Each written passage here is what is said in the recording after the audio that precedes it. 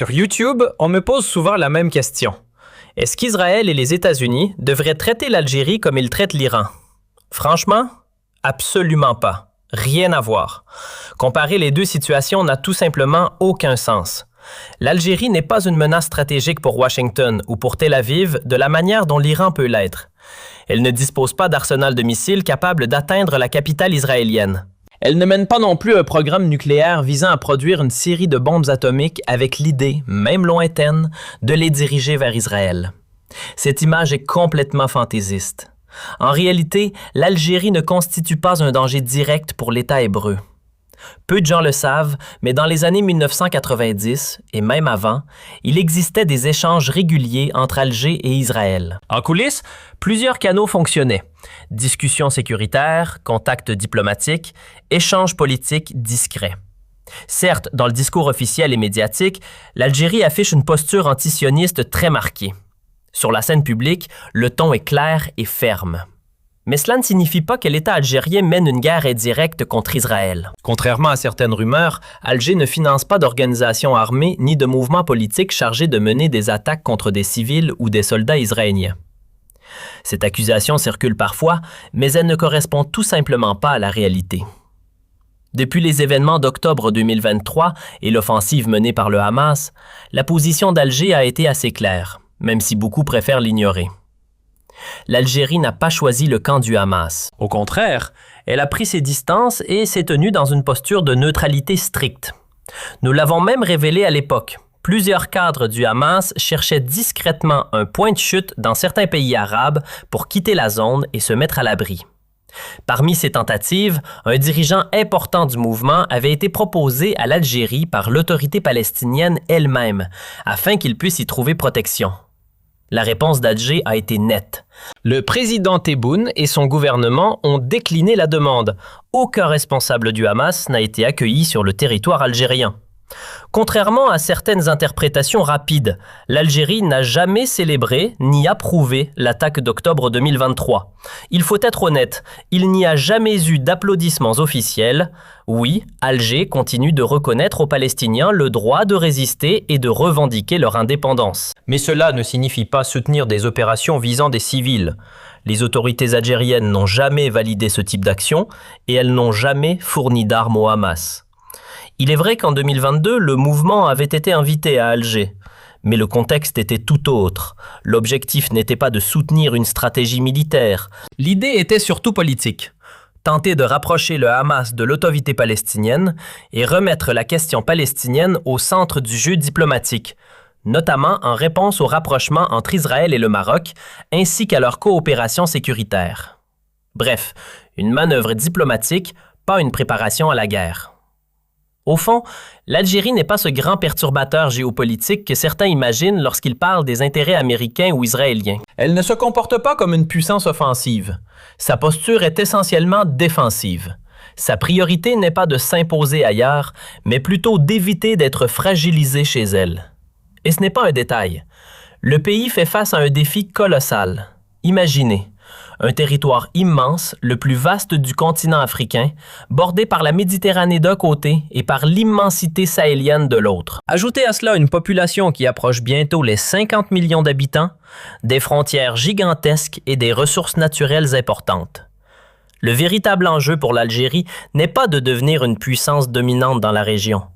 Elle n'a ni les moyens, ni les structures pour jouer dans la même catégorie que la Turquie, l'Iran, les Émirats ou encore le Qatar. Ce que cherche Alger est bien plus modeste, mais aussi plus crucial. Trouver sa place dans un monde instable tout en protégeant son unité nationale. Et pour cela, il ne suffit pas d'avoir du pétrole ou du gaz. Il faut mobiliser des ressources économiques, certes, mais aussi politiques, culturelles et idéologiques. Un pays doit avoir une vision, un projet de société, une identité collective capable de cimenter la cohésion et d'assurer sa propre sécurité. Mais il y a un élément souvent mal compris. Derrière l'image parfois brutale que donne le pouvoir algérien, il existe une réalité beaucoup plus profonde. Ce régime agit d'abord sous l'effet de la peur. Oui, la peur. Ce n'est pas l'audace qui guide les décisions des dirigeants, mais un sentiment d'insécurité constant. Il redoute par exemple que le Maroc bénéficie d'un soutien international accru. Et il est vrai qu'une partie de la droite israélienne affiche une sympathie claire pour Rabat. Ils craignent également des fractures internes, une éventuelle sécession en Kabylie, la montée d'un séparatisme régional ou encore l'émergence d'un mouvement touareg dans le sud.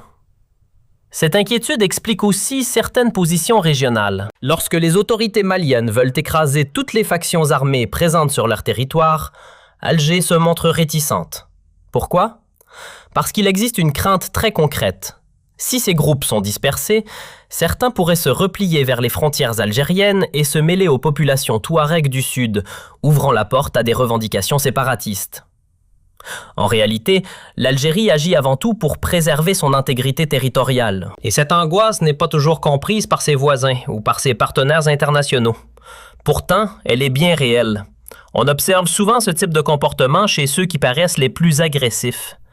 Derrière l'attitude dure ou provocatrice se cache parfois une chose très simple, un profond besoin de se protéger. Comme certains individus qui jouent les durs pour masquer leur vulnérabilité, le système politique algérien agit souvent sous l'influence d'un sentiment d'insécurité profondément ancré. Un internaute, Salah Dewis, m'a posé une question intéressante. Est-ce qu'on peut vraiment parler aujourd'hui d'une bataille d'influence entre l'Algérie et les Émirats arabes unis? Honnêtement, je ne partage pas cette idée. Imaginer une rivalité entre les deux relève presque du fantasme. Oui, Alger essaie parfois de limiter l'expansion de l'influence émirati dans certaines zones du Maghreb. Mais cela ne signifie pas qu'elle puisse rivaliser avec Abu Dhabi. Les deux pays ne disposent tout simplement pas des mêmes moyens. Commençons par l'argent. Le fonds souverain des Émirats pèse plus de 1000 milliards de dollars. On part d'une puissance financière colossale. Face à cela, l'Algérie ne possède ni les réserves ni la capacité d'investissement nécessaire pour jouer dans la même catégorie. Ensuite, il y a la diplomatie et les réseaux. Les Émirats entretiennent des liens solides avec les principaux centres de pouvoir mondiaux. Washington, Pékin, Moscou, chacun a des intérêts communs avec Abu Dhabi. C'est un État qui investit sur tous les continents et qui s'est imposé comme un partenaire économique incontournable. L'Algérie, elle, n'a pas ce type de levier. Elle ne détient pas des parts dans de grandes multinationales influentes. Elle n'est pas actionnaire de groupes industriels mondiaux comme Mercedes. Alger n'est pas Dubaï. On n'y voit pas défiler des milliardaires en quête de paradis fiscal. Il n'y a pas de gigantesques zones offshore, pas de hub bancaire international. Pas de centre de divertissement capable d'attirer les élites économiques de la planète. Donc, parler d'une confrontation directe n'a pas beaucoup de sens. Les Émirats jouent dans une catégorie, l'Algérie dans une autre. C'est un peu comme comparer deux boxeurs qui ne combattent même pas dans la même division. La vraie ambition d'Alger n'est pas de battre les Émirats, mais plutôt d'empêcher qu'ils deviennent la puissance dominante au Maghreb. La différence fondamentale se trouve ailleurs. Dans la vision stratégique. Les Émirats poursuivent clairement une politique d'expansion de leur influence. Ils cherchent à peser sur les équilibres politiques du monde arabe. On les voit soutenir, financer ou encourager l'installation de régimes militaires dans plusieurs pays stratégiques. L'Égypte, le Soudan, certaines dynamiques en Syrie ou encore le soutien au maréchal Haftar en Libye. Partout où un pouvoir militaire opposé au mouvement islamiste peut émerger, Abu Dhabi se positionne. L'objectif est clair. Contenir l'idéologie des frères musulmans et empêcher la montée de projets politiques islamistes qui ont gagné en visibilité après les printemps arabes. Les dirigeants émiratis redoutent également la concurrence d'un autre acteur régional, le Qatar. D'ailleurs, attendez, on dirait que le live TikTok vient d'être interrompu. Partagez massivement, s'il vous plaît, on essaie visiblement de nous couper. Bon, reprenons. Dans tous les cas, parler d'une rivalité avec l'Algérie n'est pas vraiment pertinent. Les Émirats poursuivent un projet d'influence très structuré. Installer des dirigeants qui leur sont proches, soutenir des gouvernements alignés sur leurs intérêts et promouvoir des systèmes politiques clairement hostiles à l'islam politique. Du côté des Émirats, la logique est assez claire. Ils soutiennent ou encouragent l'installation de régimes militaires dans plusieurs pays stratégiques du monde arabe et musulman. L'objectif est simple, fermer définitivement la porte à l'expansion des frères musulmans et plus largement, contenir les mouvements islamistes. Pour Abu Dhabi, empêcher l'émergence d'États dirigés par ces courants est une question de sécurité. Leur crainte est qu'un tel scénario puisse un jour menacer leur propre stabilité. Mais l'Algérie ne fonctionne pas du tout dans cette logique. Son approche est complètement différente. Ce pays agit avant tout comme un État attaché à sa souveraineté. Sa priorité n'est pas de remodeler la région selon ses intérêts, mais de survivre et de se maintenir dans un environnement international de plus en plus instable. En réalité, cette vision ne date pas d'hier. Depuis l'indépendance, la doctrine algérienne repose sur deux idées majeures: préserver l'autonomie nationale et gérer l'immensité du territoire. Et quand on regarde la carte, on comprend pourquoi. L'Algérie possède un territoire gigantesque, des frontières qui s'étendent sur des milliers de kilomètres et une population en forte croissance. À cela s'ajoutent des besoins économiques et sociaux considérables. Dans ces conditions, comparer l'Algérie aux monarchies du Golfe n'a tout simplement pas beaucoup de sens. La configuration est radicalement différente. Dans certains de ces États du Golfe, la population dépasse à peine quelques centaines de milliers d'habitants, parfois même moins d'1 million. En revanche, les ressources financières sont immenses, les fonds souverains débordent de liquidités et les alliances avec les grandes puissances sont solides et structurées. Bref, ce ne sont pas les mêmes réalités. D'un côté, des micro-États extrêmement riches qui disposent d'un levier financier global. De l'autre, un pays continental immense qui doit d'abord gérer ses propres défis internes avant de prétendre jouer un rôle comparable. Il faut comprendre une chose essentielle. L'Algérie porte encore le poids de défis considérables. Certes, son marché intérieur est important, mais ses besoins le sont tout autant. Le pays vit toujours avec une inquiétude profonde qui remonte aux années 1990. Cette période, que l'on appelle la décennie noire, a laissé une trace indélébile dans la mémoire collective et dans la manière dont l'État pense la sécurité. Depuis cette époque, une question hante les dirigeants. Comment empêcher le retour du chaos? Comment garantir la stabilité d'un pays aussi vaste? Ce traumatisme n'a jamais vraiment disparu. Et pour cause, une grande partie des responsables actuels ont eux-mêmes occupé des fonctions dans l'appareil d'État durant ces années tragiques. Dans les années 90, la situation était extrêmement grave. L'Algérie se trouvait presque au bord de l'effondrement. Dans certaines zones rurales, les groupes armés islamistes contrôlaient le terrain, tandis que les grandes villes restaient sous la surveillance de l'armée et des forces loyales à l'État. Le pays était littéralement fracturé. Des milliers de personnes ont perdu la vie durant cette période.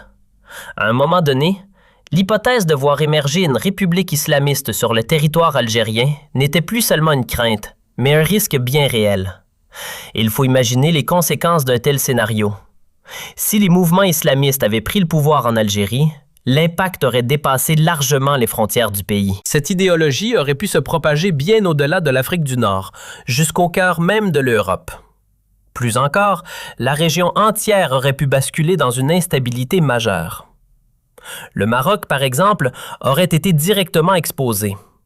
Des mouvements islamistes marocains, soutenus par leurs homologues algériens, auraient pu tenter de renverser la monarchie.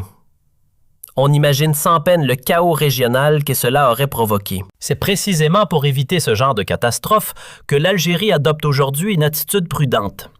Le pays cherche avant tout à se protéger. Il veut éviter à tout prix de replonger dans ces années sombres. Son objectif principal est simple: exister dans la stabilité et assurer sa sécurité sans replonger dans la violence. Car la réalité est aussi celle-ci.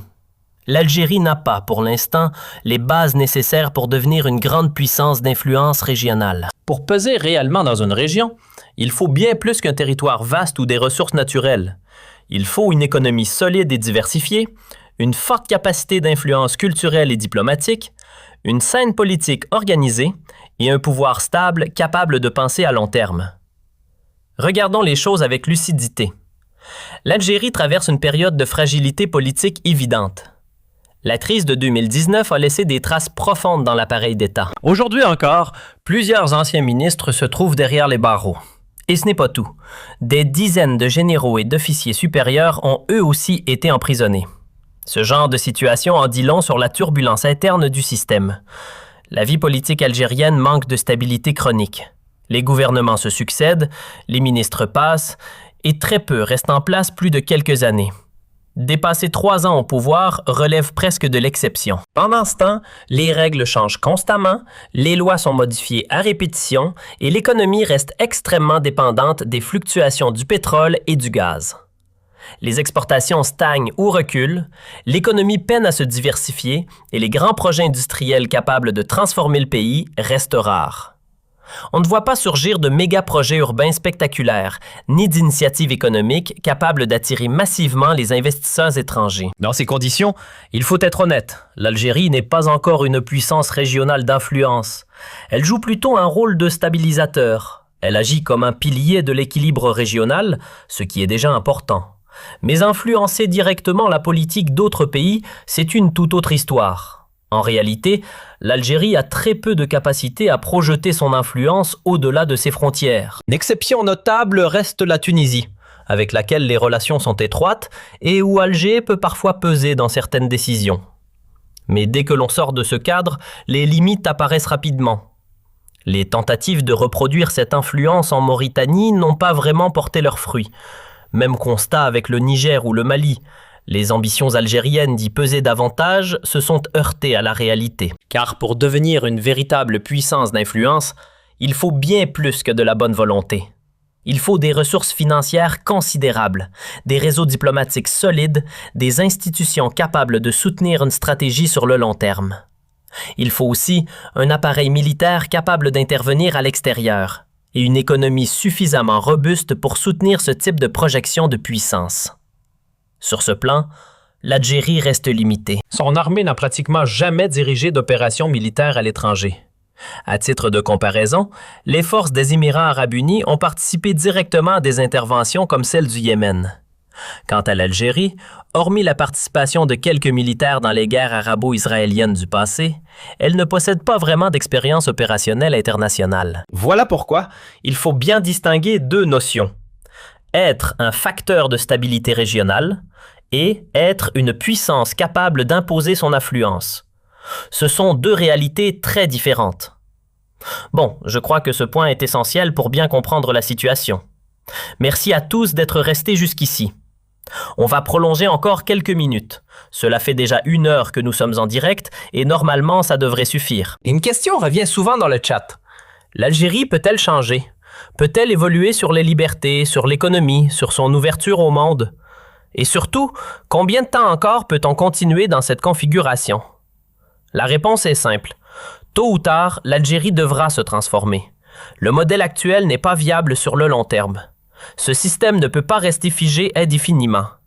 À un moment ou à un autre, il faudra bouger. Le jour où l'Algérie décidera réellement de s'ouvrir, à la mondialisation, aux investissements étrangers, aux échanges internationaux, au tourisme, aux libertés publiques et à l'économie mondiale, ce jour-là, elle pourra commencer à devenir une véritable puissance d'influence.